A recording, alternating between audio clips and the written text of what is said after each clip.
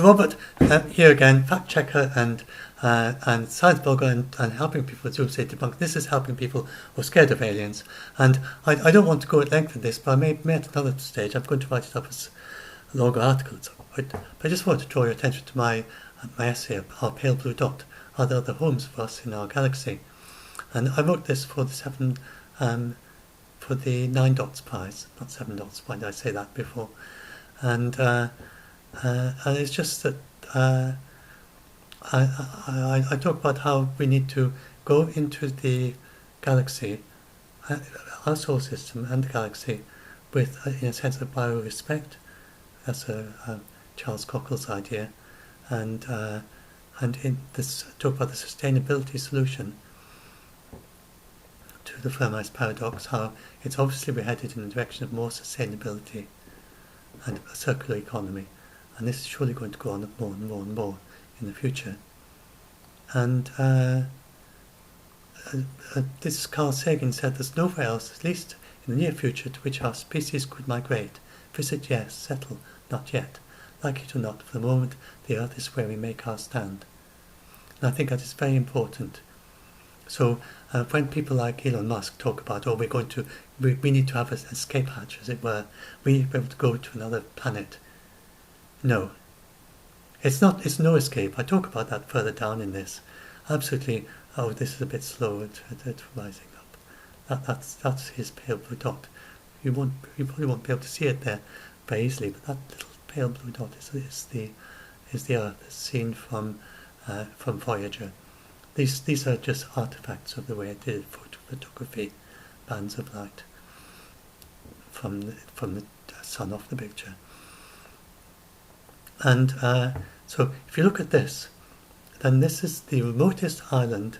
Remotest, I think, is it's a very remote island anyway, 1,600 kilometers from the nearest land.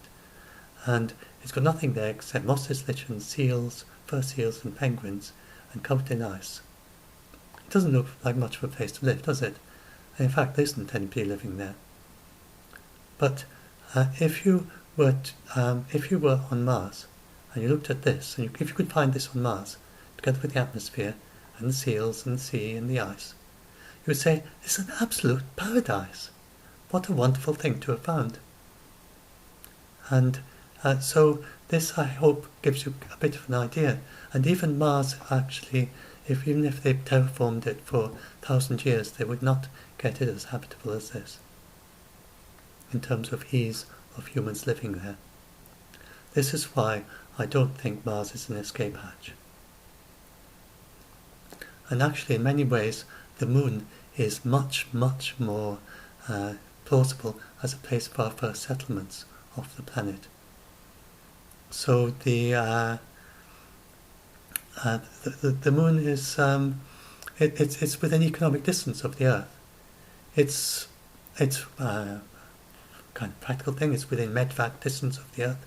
If your early settlers have problems and they need a big hospital, then they can get here in 2 days. It's and the travel from here to the Moon is actually quite challenging.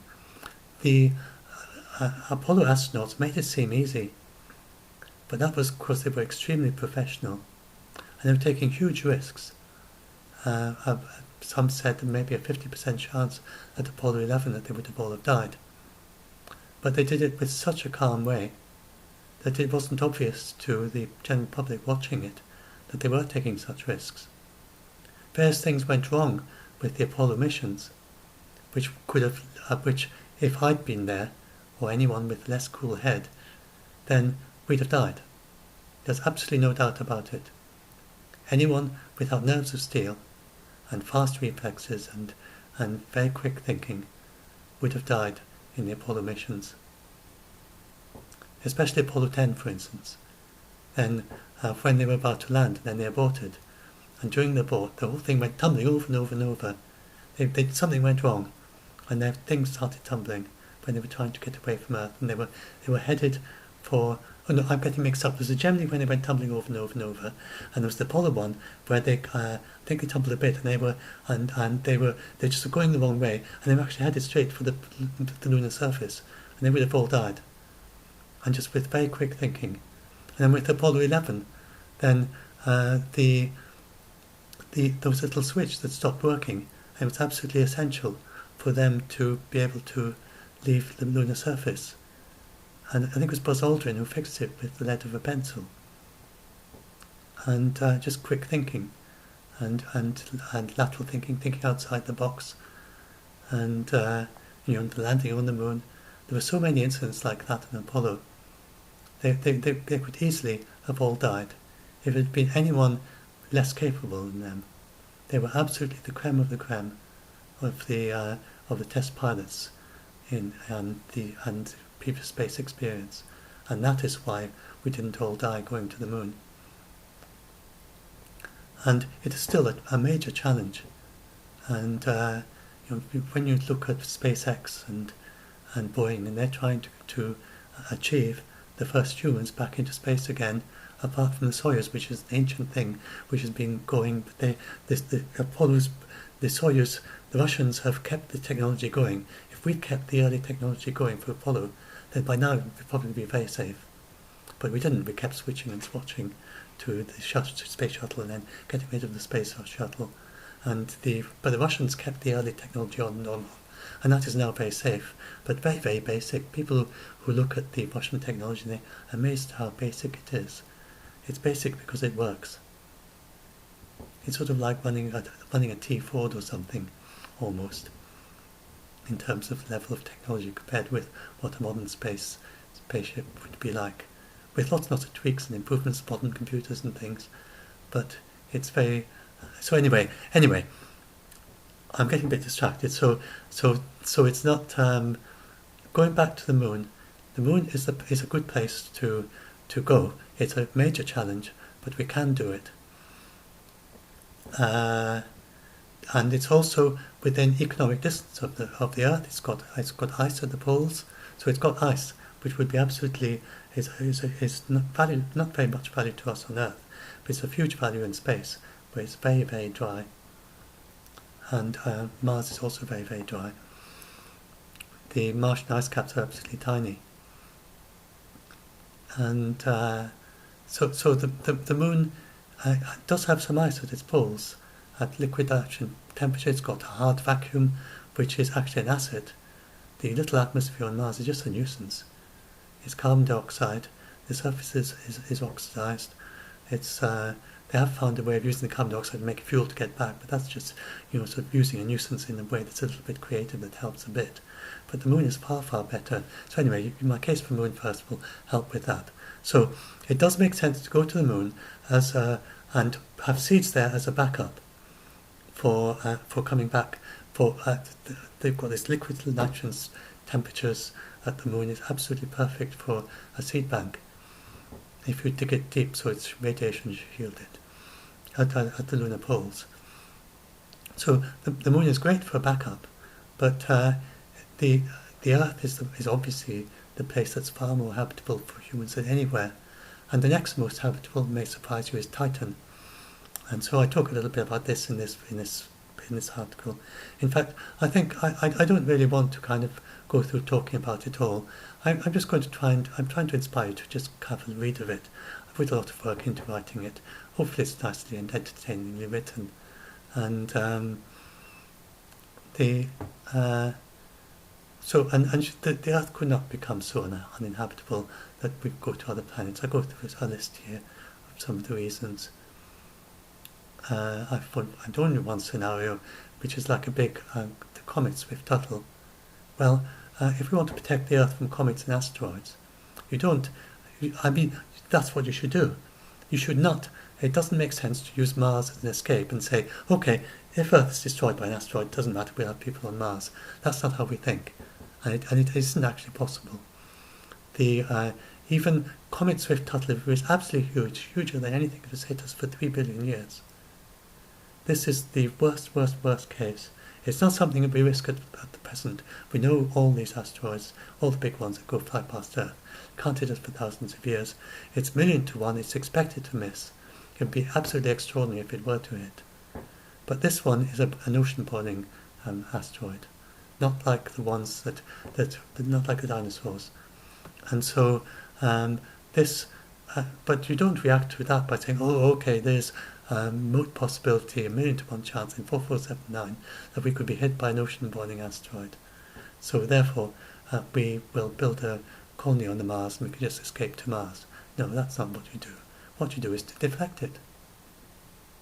And we can deflect even big comets. And that is what we should do. With all our technology, then we should go into space for economic benefit to Earth, to protect Earth, out of the interest and science interest of Mars. And I don't think we should actually send a colony to Mars at present. I think we just study it from orbit because it could have very interesting biology on the surface. It is not ruled out. We need to know. And we need to know if that biology is harmful to humans. We need to know if humans could maybe make interesting life on Mars extinct with our various microbes. We have very versatile microbes from Earth. And for instance, Earth originally had much more primitive life. We know this for certain because the most primitive DNA life is far, far, far too complicated. It just couldn't have arisen in one go. But we don't know what came before that. It's just doesn't exist anymore on Earth. Obviously, Earth life made it extinct. So, whatever that was, then that very well may exist still on Mars. Mars was very similar to Earth early on, but after that it's kind of stagnated, and it is possible it has very early primitive life. And if so, it is possible that whatever made it extinct on Earth could make it extinct on Mars if we bring Earth life to Mars. The other way around, you can look at the adverse conditions on Mars and the very rapid changes in environment early on and suppose it could have very advanced life. Just microbes, but advanced microbial life that would be capable of all sorts of things like the very high temperatures, oxygenated environment, ionizing radiation, anything you could come across on Earth, UV light, then it would be able to survive here. And it obviously hasn't got here yet, because, or if it has, then it's harmless. So, but we shouldn't bring it back, and Earth is protected. And Mars and NASA, with all its talk about a sample return, I don't think they quite realise how strongly Earth is protected in terms of legal protections, not just paperwork. And absolutely we can't return a sample from Mars until we know for sure it's safe. But we don't at this present know that it's safe unless we sterilise it, or we are very careful in how we handle it. So it's not actually obvious, it's not actually certain that it is safe for humans to colonise Mars. That is not known yet. It's not known if it's safe for the humans. If they land there, there's a reason we protect Earth from Mars life, and it's not known if it's safe for Mars life. So for all these reasons, it just doesn't make sense to colonise Mars at this stage. What we have to do is to find out what is there, then we can make a proper decision. And this is a place that I talk about. This is the most habitable place for humans in our solar system. It only needs scuba gear, and this is Titan's ocean. Titan. It only needs scuba gear, very thick, rather thicker than you get in a typical shop on Earth, because it's got extremely cold there. But the colder it is, the more efficient a wetsuit gets, or a dry suit gets. The more efficient a dry suit gets. And with scuba gear or rebreathers and dry suits, then we could survive on Titan. And it is possible that this doesn't have planetary protection issues because it's so very, very cold. That needs to be discovered. Anyway, so that we could have people living in colonies filling the Oort clouds. So then I start going out about, about the other planets. Well, if humans went to another planet, it's very unlikely we can, around another star, it's very, very unlikely we can eat their food. And it's quite very likely that it's actually poisonous to us, apart from very simple things like sugar and salt. And even then, it depends on the sugar and it depends on the salt. Some of those would be poisonous to us. Some sugars are very poisonous, and some salts like the perchlorates are also poisonous to us. and chlorates are very poisonous to us. So yeah, it's all about how you could be harmed. So what do you do about all the different biospheres in the galaxy? It's unlikely that any of them are actually compatible to us, I argue. So what do we do about the incompatible ones? Well, I think that a planetary protecting civilization, a civilization that's matured, would be planetary and galaxy protecting, and they would not go around eradicating all the biospheres that are different from theirs. And I don't think we will. We certainly shouldn't. I don't think we will. That'd be ultimate in what Carl Sagan calls galactic imperialism. And I talk about the biosphere collisions on Mars and how the way we should do it, we have the backup seed bank and library on the Moon, expanding into the galaxy in habitat bubbles. So we need habitat bubbles, and like I said in the previous video, we don't need to go around, Asimov called it planetary chauvinism, the idea that you have to colonize planets. You don't have to. You can colonize habitats in space. There's enough in the asteroid belt alone for 1,000 times the land area of Earth. We would have 1 trillion people living in the asteroid belt, and vastly more in the Oort cloud if we wanted to. And for this reason, I don't think extraterrestrials are actually going to feel they need to leave their own solar system. They've got a vast amount of space there. Only leave to explore, not leave to look for space to live. And pretty much whatever happens to our sun, it's a very stable stage now, all the way through to the red giant stage, billions of years into the future, through to the white dwarf. Then we could just move the habitats out and in, depending on how the sun changes in its various phases. At the end, we could be huddled close to a white dwarf and still keeping warm, or we could be using huge mirrors to collect a lot of light, or we could have a Dyson sphere around the white dwarf. So there are lots of ways in which we could just have trillions of people all the way through to the white dwarf stage, and then for trillions of years into the future, a gradually cooling white dwarf. And it might well be that we have this in our solar system, in our galaxy, that there are many stay-at-home civilizations, and they probably send robots. So I think, actually, counter to what people say, people tend to say that we need to worry about self-replicating robots, self-replicating spacecraft going through the galaxy. No, I don't think we do. We need to worry about self-replicating human beings going through the galaxy. We can make robots safe. There are ways of doing that. I have some papers here which I linked to about how you can make self-replicators safe.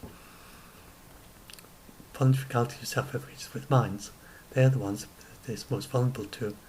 And so I think that's going to be our big challenge, a few centuries from now, is how to keep the Earth safe, the galaxy safe from ourselves, how to protect the galaxy.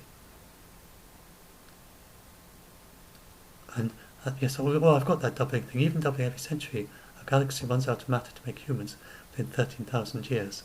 I mentioned that in the previous video. And even the entire universe is only a few more thousand years after that.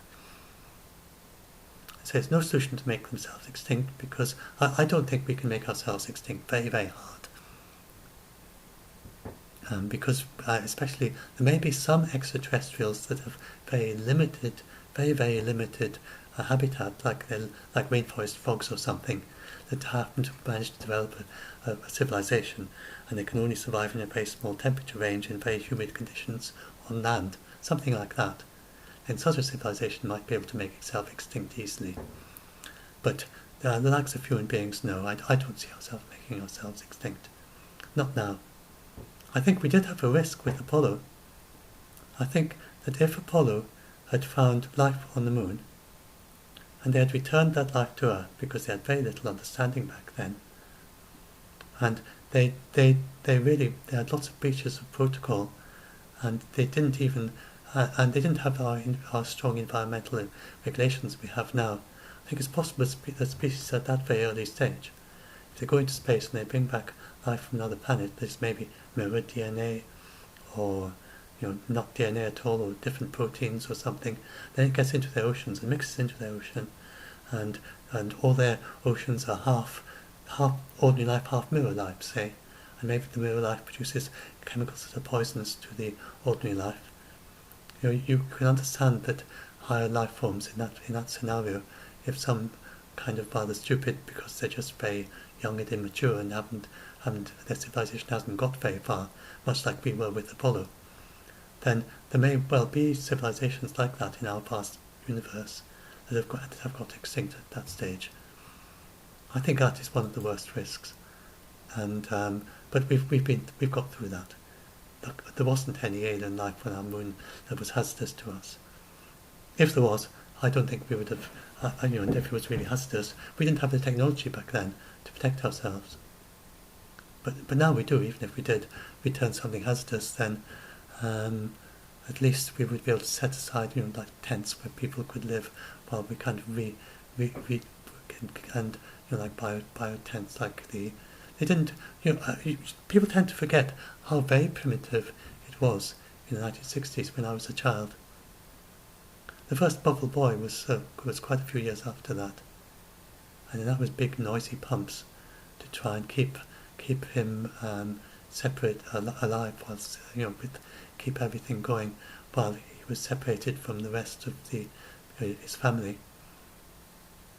And the spacesuits were very primitive. These spacesuits took a lot of work. They used tiny, extremely primitive computers.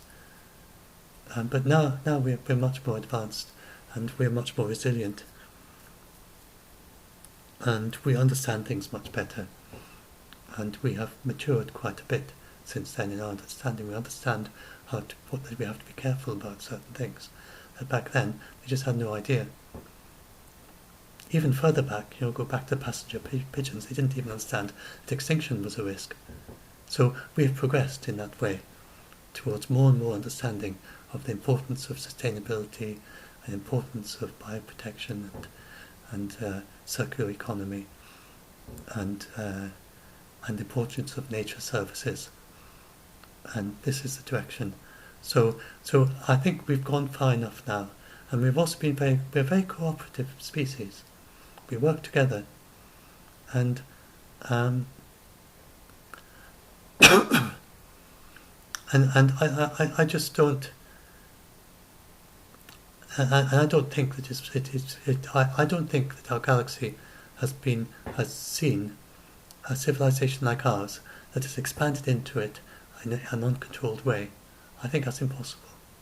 Because if they had, then even if they collapsed, they would leave colonies thousands of light years apart, which would then start it all up again. And the whole galaxy would then be a whole turmoil of these colonies growing rapidly into the future. And then if you look at Star Trek, then imagine going forward 1 million years. It's hard to see that surviving, with all that civilization surviving. So we need to be more far forward looking than Star Trek, and I think we will be. And I think that actually our galaxy, I think it's quite likely there is intelligent life in our galaxy, and if so, then I think just the very fact of looking around and seeing that Earth isn't overrun by warring aliens shows that there's a natural tendency of all alien species towards being more sustainable and galaxy protection. You can come up with other scenarios, but one way or another, then the galaxy has obviously managed to be safe from this sort of thing, and either that or we're first, in which case we've got a huge responsibility to find this way forward. So these are the sustainability solutions to Fermat's paradox. Carl Sagan was one of the first to propose such a sustainability solution. And then I end with this very fun quote from Mary Russell. Human beings are a dangerous invasive weed species that has invented central heating, air conditioning and food that can be stored for up to 10 years, so not even a direct hit by an asteroid would likely make us extinct. That is, she amusingly writes about our attempts to characterize what is unique about humans. And we would be especially devastating for non-technological species. They could be like dolphins, elephants, octopuses and parrots. They just never develop technology. Imagine what it would be like to them if something like us suddenly fell out of their skies. So I think both looking at those non-technological species and also looking at themselves and thinking about what's going to happen if their descendants 1,000 light years from us spread out into the galaxy, and the exponential growth, the ones that's the bit I missed out. It's earlier in my story, in my article here, is about is it here somewhere? Yes, one period of self-replicators with minds, and the problems that the most exploitative colonists expand most rapidly. Sheep can lamb less than a year after birth, typically with 2 lambs. Humans have given birth at age 6, sadly, and with cloning, of course, they could go much faster than that. And if you imagine that we had a colony, say, 1,000 light years away, we've got no way of knowing what they're doing for 1,000 years. And I think any extraterrestrial will look at that and think, what if they start doing this? What if they just start exploiting things? And the ones that are the most exploitative would then spread out faster and faster through the galaxy. And they would beat everyone else in the race. And the ones that can replicate every year, or even more often, would be the ones that would fill the galaxy. And I think any sensible extraterrestrial species is going to look at that, intelligent species, is going to look at that and say, we mustn't let this happen. Now, how are they going to stop that, I don't know. And but I think that there's plenty of centuries to find out. We're not likely to be able to go interstellar, really, and set up colonies around other stars for decades and probably for centuries, I think, especially if we're focused on sustainability and planetary protection already. Then expanding into our probably send robots around other stars, lots of them, but I don't think we're going to send humans, and I think for a while. And then when we do, then, as I say here, we have to transform a potential invasive weed, that's us, into a beautiful flower of a civilization. And hopefully, I think one way that this may happen is that we may encounter other extraterrestrials, either be able to talk to them, or be able to just see evidence of them, or to have the galactic library that is beaming out its contents throughout the galaxy, or we see object lessons of things that have gone bad in other galaxies. And for whatever reason, then I think other extraterrestrials in our galaxy have probably got something else external that we haven't discovered yet that strongly reinforces this tendency towards galaxy protection that we already are likely to have by the time we get there. Reinforces sustainability, circular economy, planetary protection, and then galaxy protection. And I think that's where we're headed myself. And as I say here, Carl Sagan, the idea of an inevitable social development, that's something Carl Sagan talked about. So you can read up what he said, and I talk about that a bit. And so I think ideas of sustainability and planetary and galaxy protection may be part of that inevitable social development towards galactic civilization that Carl Sagan talked about. And let's be one of the civilizations in our galaxy and universe that flowers like a beautiful flower and just brings positive things to our planet. And we are our planet's thinking. Teilhard de Chardin, I talk about that also in this essay. Teilhard de Chardin talked about the noosphere, that we are the thinking part of the world. So it is correct that human beings do give so Robert Zubrin talks about how human beings are the way of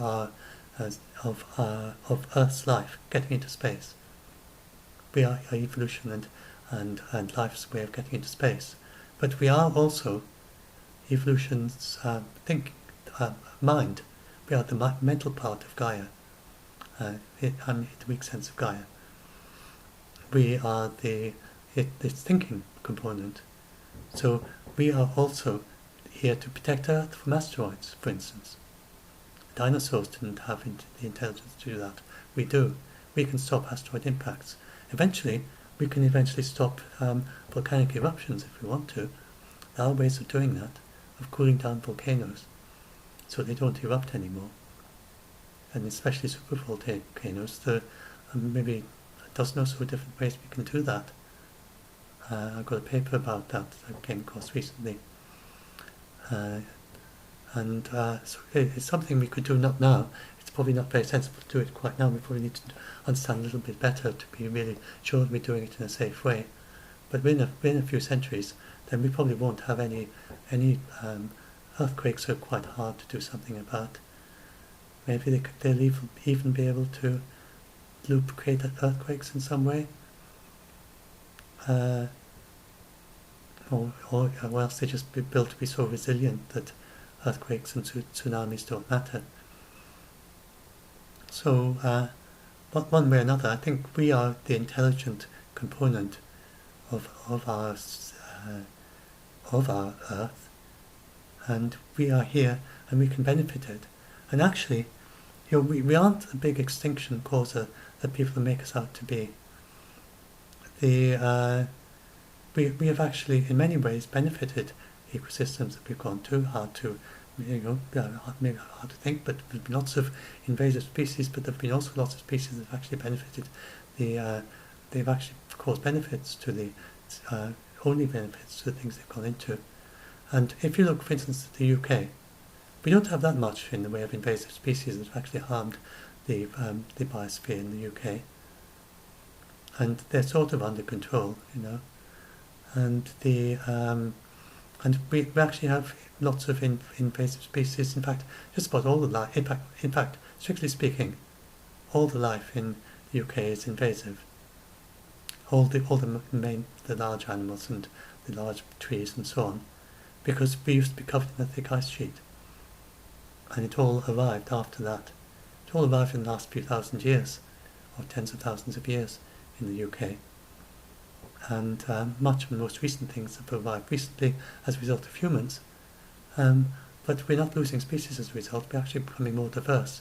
And humans have created lots of new habitats for life. And like pigeons, then they spread. So, yes, I might link my debunk about the sixth mass extinction.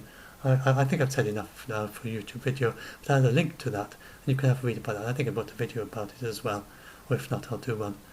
So I'm just going to link to this, and then maybe you'll be interested to have a read of it and have some thoughts. And if you've got any thoughts, do say so if any comments, and then I'll add if there's anything to be corrected or anything that I want to add. Then I'll put in the video description. Do have a look at the description, but I think I'll just mainly link to this, and hope you find this quite interesting. Just stimulate a few thoughts anyway, even if you don't agree with me. And yes, I say, let us be one of the civilizations in our galaxy and universe that flowers like a beautiful flower.